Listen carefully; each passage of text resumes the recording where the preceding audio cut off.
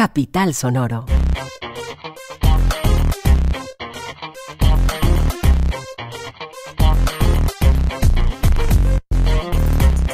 Bueno, bienvenidos a este podcast de vital importancia en el marco de la Feria del Libro.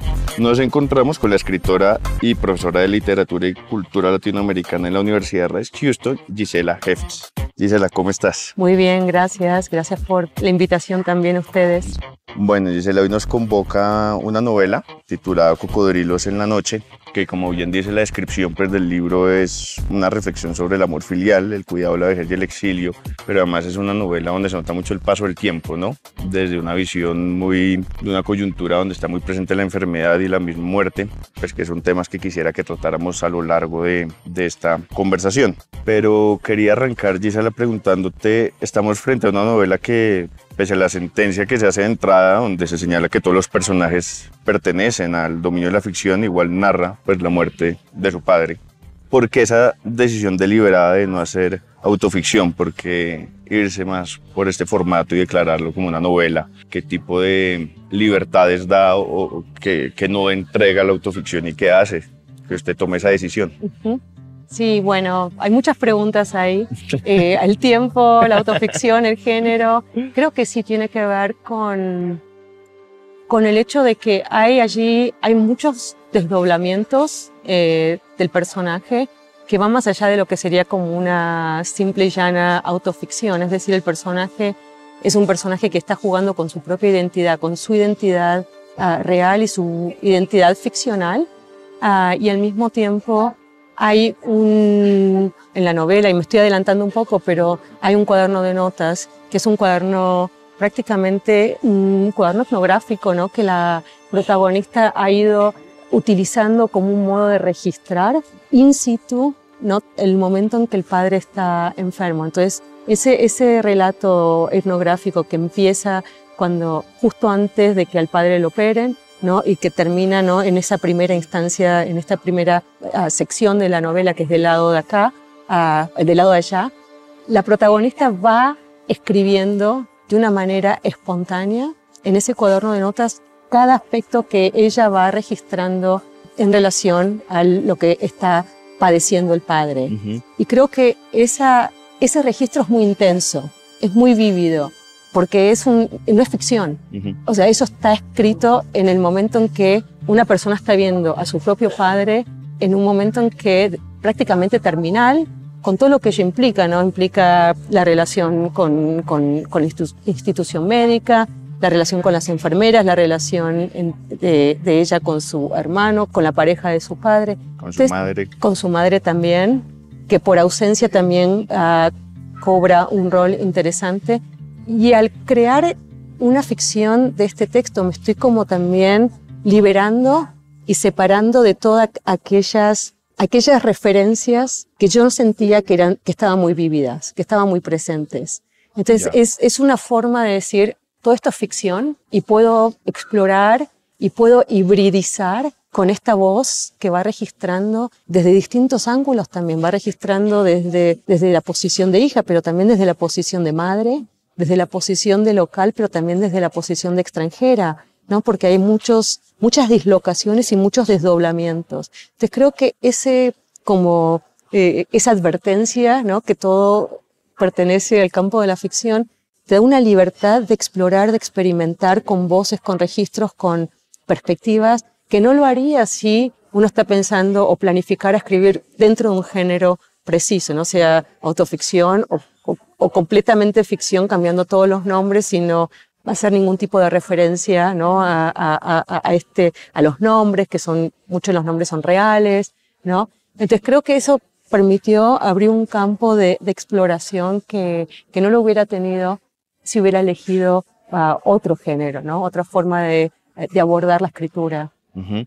Bueno, y toca un montón de temas que quisiera que fuéramos como paso a paso tratando. Me interesaría empezar con ese interés de entrada por medio de la muestra híbrida pues, del personaje, ¿no? De Vera, Gisela, que está latente ese interés de manifestar la cercanía con esta construcción con lo vivido, porque igual, complementando como lo anterior, sintió esa necesidad de marcar esa cercanía con Gisela, como de Vera con Gisela. Creo que tiene que ver con crear ese mundo donde ha ocurrido algo muy cercano. O sea, el personaje Gisela / Vera se siente con la autoridad de decir y de jugar con estos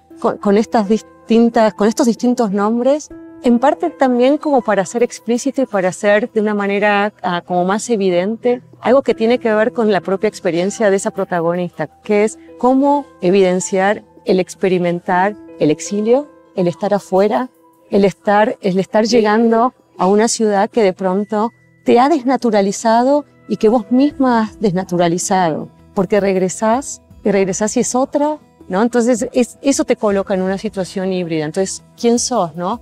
Sos la que se fue, pero al mismo tiempo sos otra. Entonces creo que ese juego entre nombres y ese juego de personajes, ese juego de voces, que también está abierto de manera casi como interrogante, es algo que ella misma no sabe.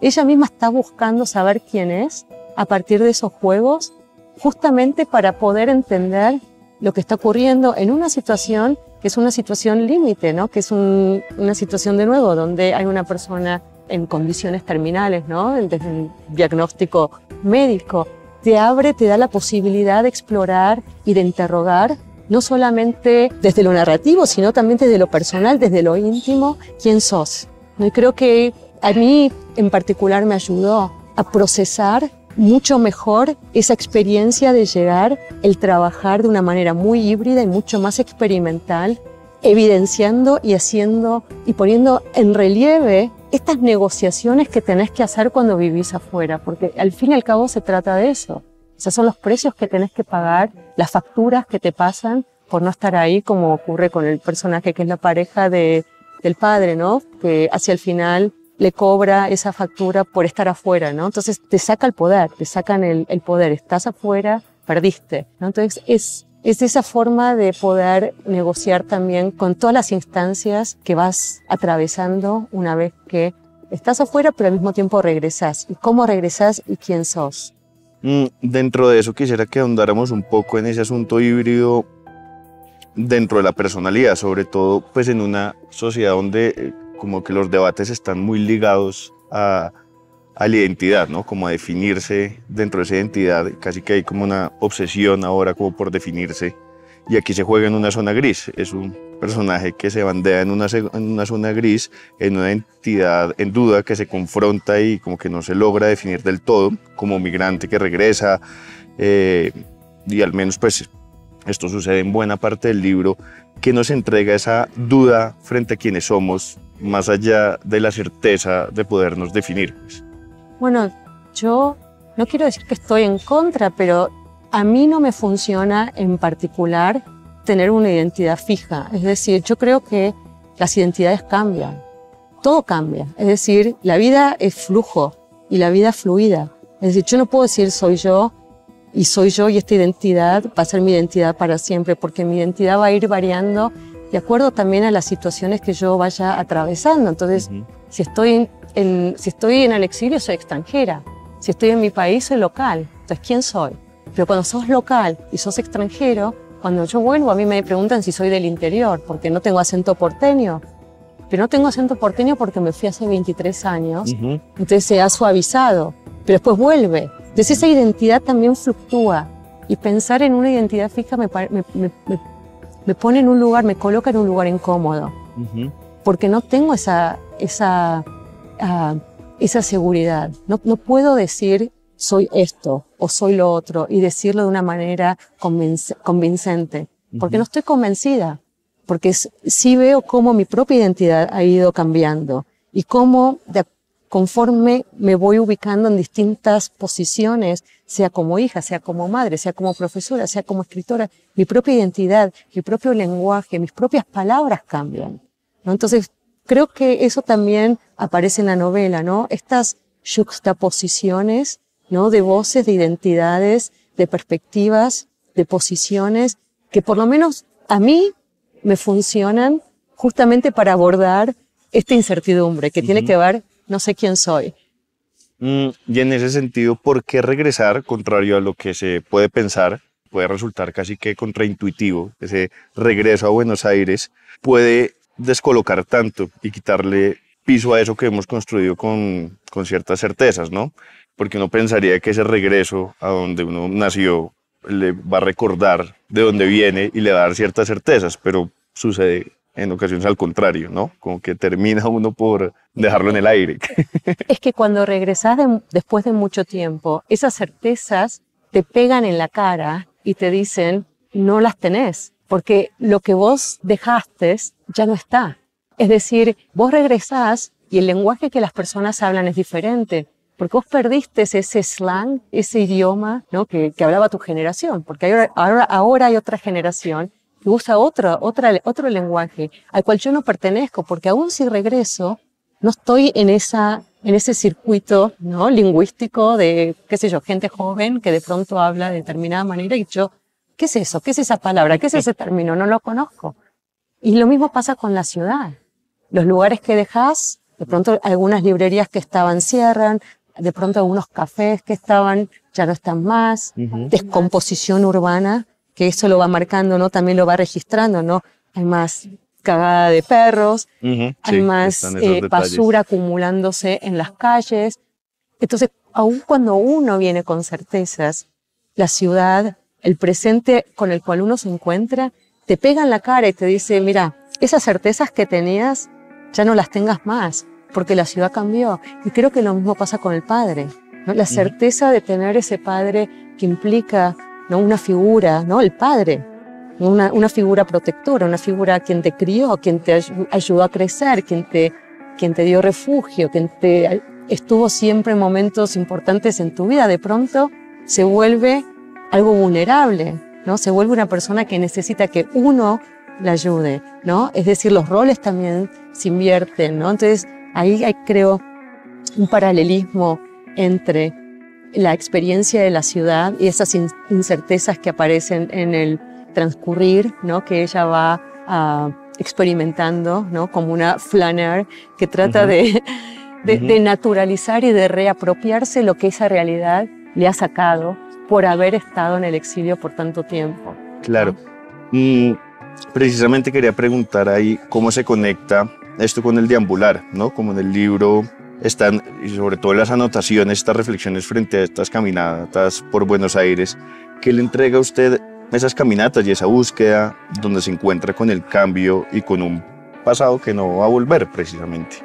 El caminar creo que tiene que ver con distintas instancias. Primero, yo he trabajado en las ciudades y creo que todo mi trabajo gira en torno a las ciudades. Entonces, tengo una conexión muy íntima con la ciudad porque cuando yo vivía en Buenos Aires, caminaba mucho Buenos Aires y para mí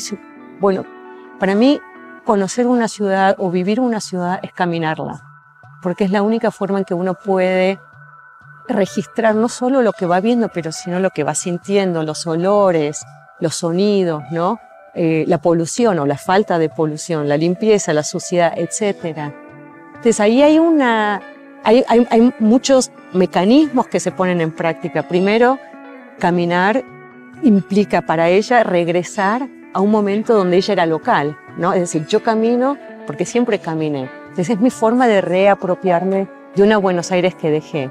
Aun cuando quizá esa Buenos Aires se resista a ser apropiada o haya ciertas tensiones porque esa ciudad ya dejó de ser la ciudad que ella, ¿no? había caminado en su juventud. Eso por un lado. Por otro lado, el caminar como forma de reflexión, ¿no? Hay una escritura que se va gestando en el proceso de caminar. Y eso es algo que en particular a mí me ocurre muy seguido, que cuando yo camino voy como pensando de manera escrituraria. O sea, me aparecen oraciones, me aparecen frases, me aparecen comienzos de algo. Y que a veces puedo escribir en un teléfono, a veces tengo un anotador conmigo, paro y voy tomando notas y ella lo va diciendo, ¿no? Va registrando y a veces las va como conservando y después cuando llega a un lugar, una servilleta, la nota y la va procesando. Entonces la ciudad también y el caminar la ciudad como forma de escritura es algo que se corresponden no solo con la protagonista, sino con mi propia experiencia, ¿no? de escribir la ciudad, de apropiarme de la ciudad a través de una escritura que a veces es mental y a veces es física, es material. Y ¿Cómo se relaciona esto con una idea que usted ha trabajado, que es la de ciudades imaginadas? Bueno, en muchas formas, ¿no? Porque las ciudades del pasado y las ciudades del presente siempre están en correlación con un referente, ¿no? Es decir, una ciudad imaginaria es imaginaria, pero hay algún referente allí, y creo que en el caso de esta novela el referente más importante que aparece es la memoria, ¿no? Entonces hay un trabajo ahí con la memoria, ¿no? Es decir, es una ciudad imaginada porque es una ciudad que ya no está de nuevo, y es una ciudad imaginaria porque hay una necesidad también de reencontrarse con algo que se está como disipando, y al mismo tiempo es una ciudad real, pero que ahí, ¿no? Hay que negociar. Ahí hay que ver, bueno, cómo esto que es real y es nuevo, que me desestabiliza a mí como local y me lleva a crear nuevas formas de tratar de concebir este espacio, ¿no?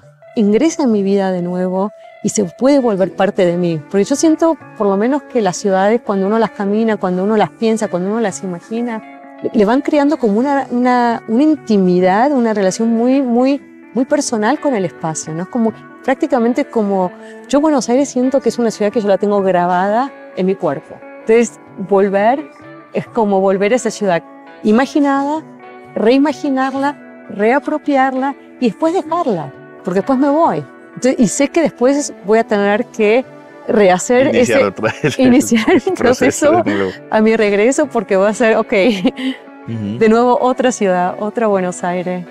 Sí, y sobre eso quería preguntar sobre las imágenes que se superponen, ¿no? Como está la imagen del padre que sale a la operación y la necesidad además de buscar esas fotos en el celular de otros momentos, que sucede lo mismo con Buenos Aires, con ese transitar por Buenos Aires como lo estamos conversando.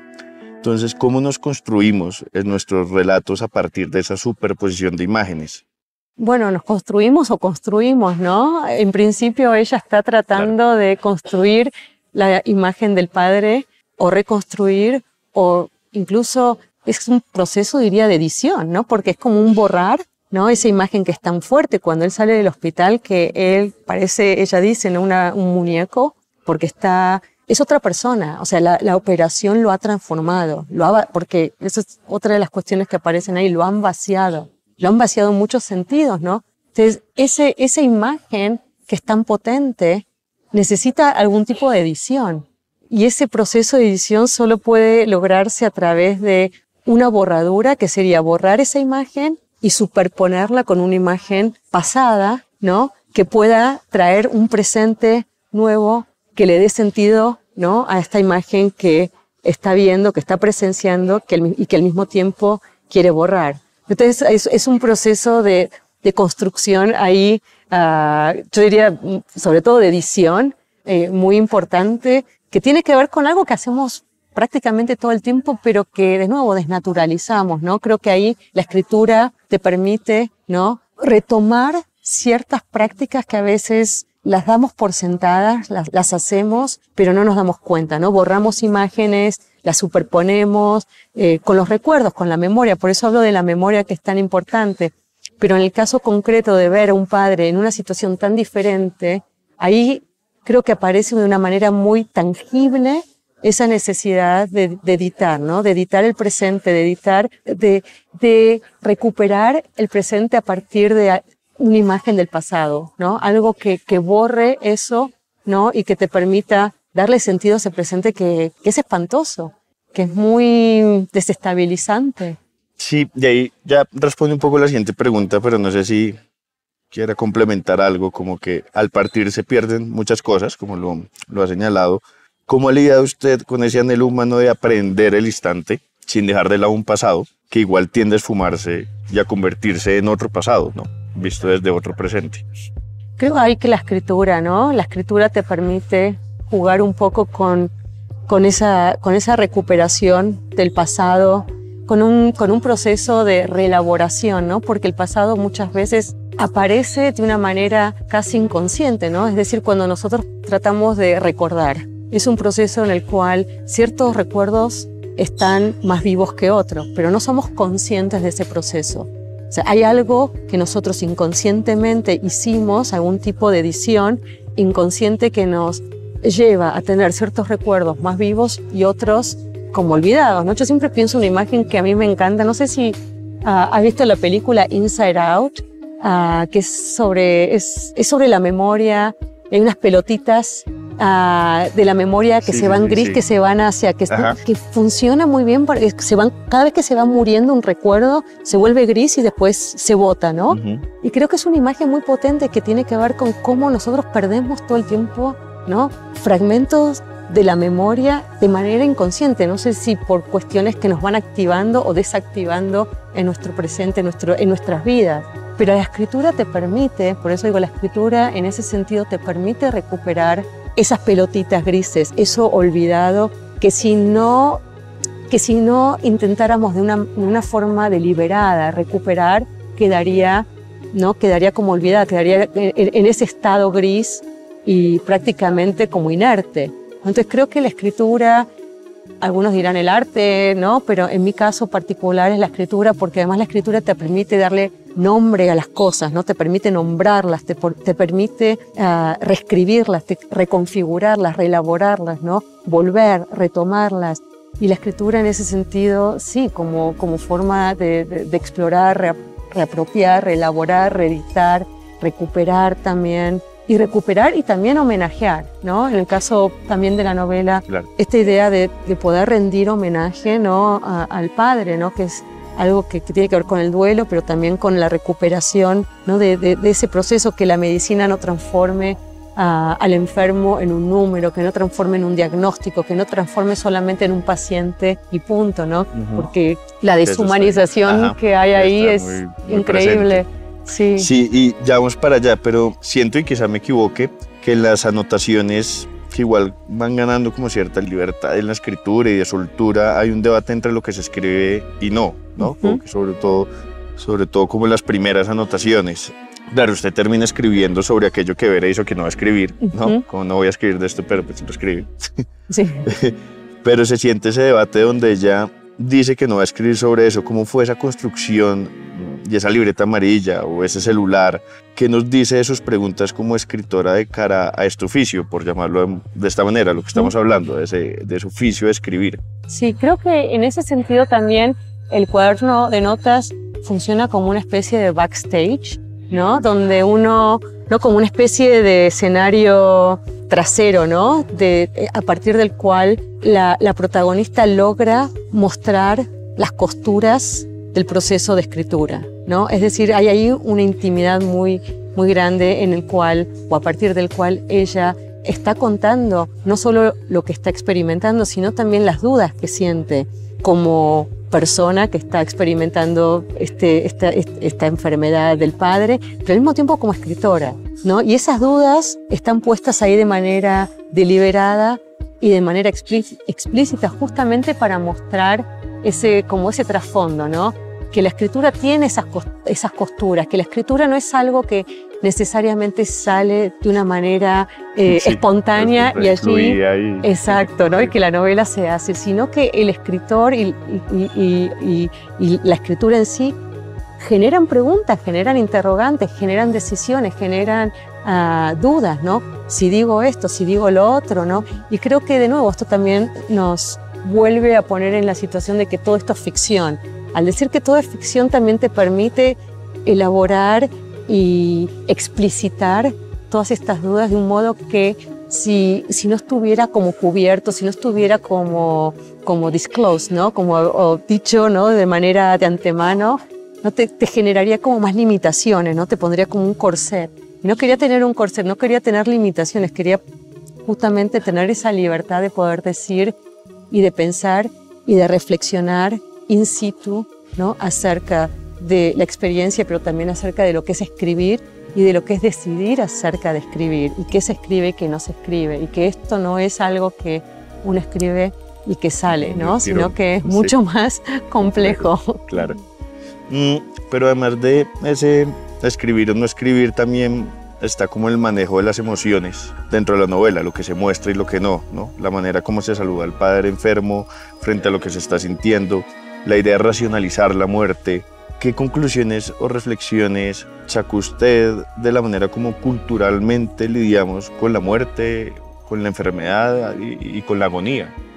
Bueno, esa es una pregunta muy amplia que podría hablar por horas, pero hay muchas instancias allí que me importaron de manera deliberada, ¿no? Destacar primero tiene que ver cómo se experimenta no solo la muerte, sino la enfermedad. Creo que hay un problema muy grande con las instituciones médicas que deshumanizan en todos los sentidos posibles, ¿no? La enfermedad a nivel tratamiento, pero a nivel comunicativo, ¿no? Eso creo que está claro con el rol que tiene el médico de cabecera, que es un sujeto como muy prepotente, muy autoritario, que prácticamente no se comunica con la familia, sino que más bien siempre los reenvía a hablar con su equipo, ¿no? Entonces, por un lado está el problema de la comunicación, por otro lado está la deshumanización y la mercantilización industrial de la medicina,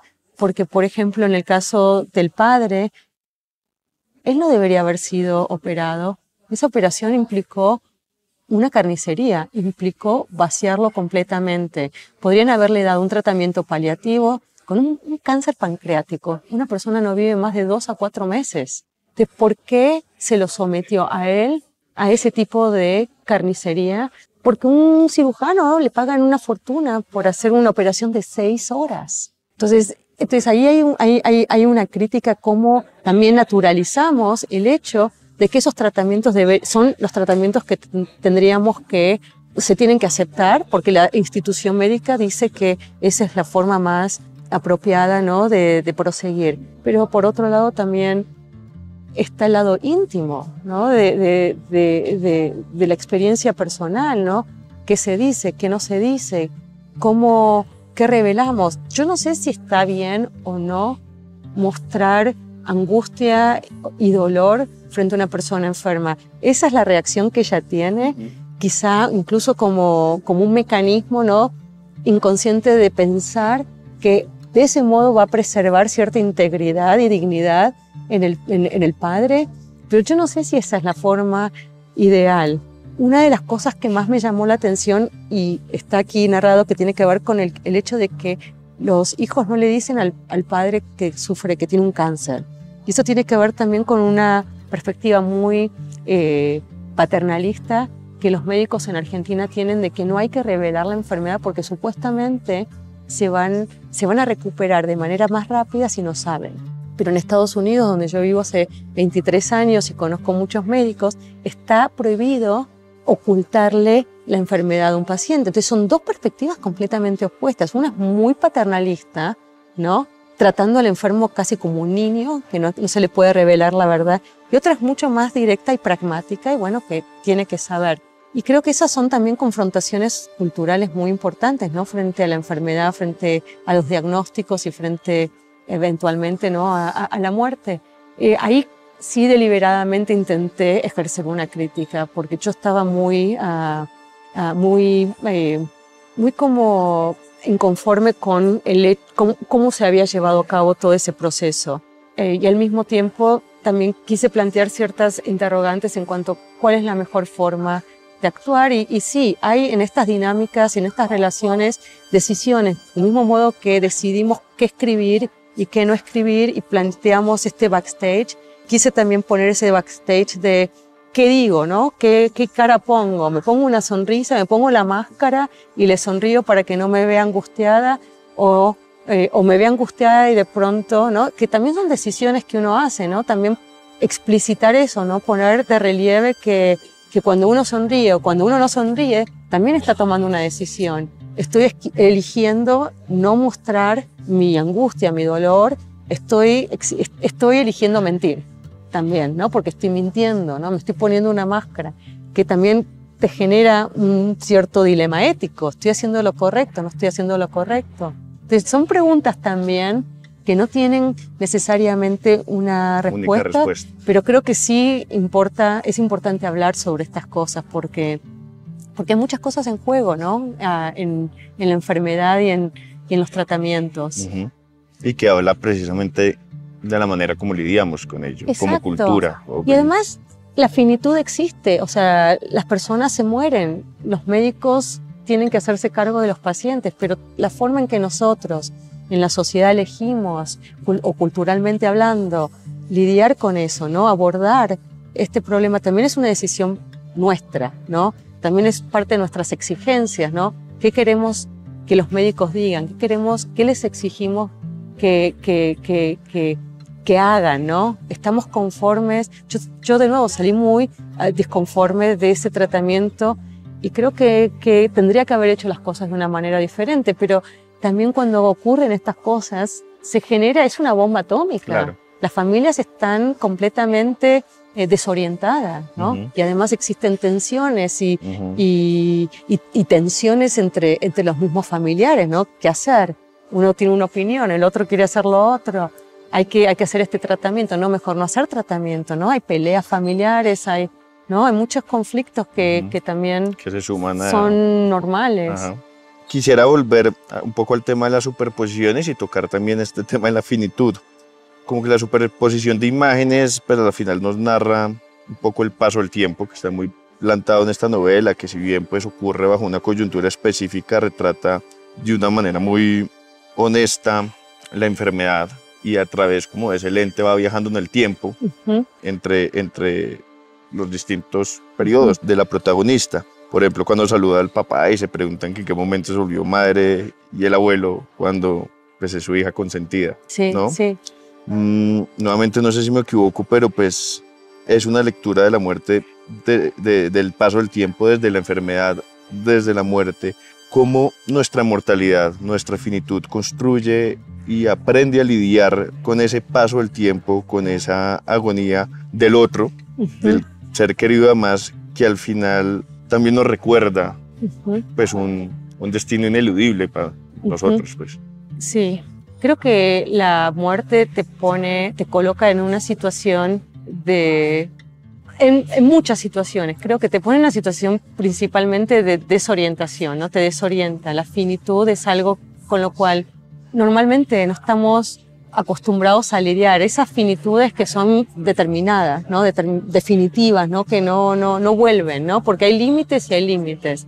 Hay límites que se pueden romper y hay límites que no se pueden franquear, ¿no? Y creo que la muerte es un límite del cual o sobre el cual no tenemos ningún tipo de poder, ¿no? Y creo que aquí aparece, ¿no? Como disparador un poco, ¿no? También de la narración, y que la narración es cierto, ¿no? Ahí abarca, transcurre, hay un transcurso temporal y también espacial, ¿no? Porque un lado ocurre en un lado, en una parte del continente, y el otro lado ocurre posteriormente y del otro lado, ¿no? Que tiene que ver con cómo la muerte genera estos duelos que al mismo tiempo no te permiten paralizarte porque tenés que seguir, ¿no? Creo que ahí hay algo que tiene que ver con ese rol de que sos hijo, pero al mismo tiempo sos padre, o en este caso la protagonista es hija y al mismo tiempo es madre, ¿no? Entonces hay algo que te empuja hacia el futuro, hacia el adelante,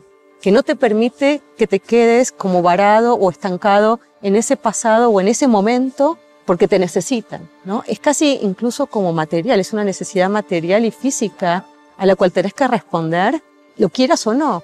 Y en ese mismo procedimiento está el duelo, que te impulsa a querer quedarte en ese pasado, a homenajear y a rememorar a esa persona que ya no está. Entonces ahí también hay una tensión, ¿no? Con la temporalidad que tiene que ver con cómo seguir adelante, cómo seguir adelante y al mismo tiempo homenajear y hacer un duelo.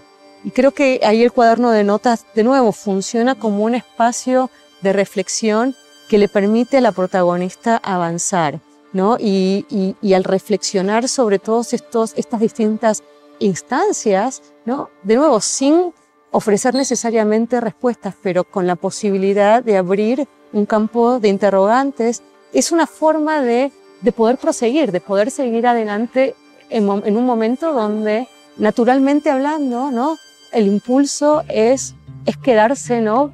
Pegado a ese pasado, ¿no? Entonces ahí también hay de nuevo una negociación ahora entre las identidades, pero también entre las temporalidades. Y ahí sí, en dos espacios que sí están separados de una manera muy concreta y que la única forma de generar transferencias es a través de la memoria, ¿no? Y la escritura. Ahí la memoria, ¿no?, te permite volver espacialmente al Buenos Aires que se deja cuando el tiempo ya te arrastra, ¿no?, hacia un presente futuro, ¿no?, al cual las obligaciones, las responsabilidades te obligan, ¿no?, a estar.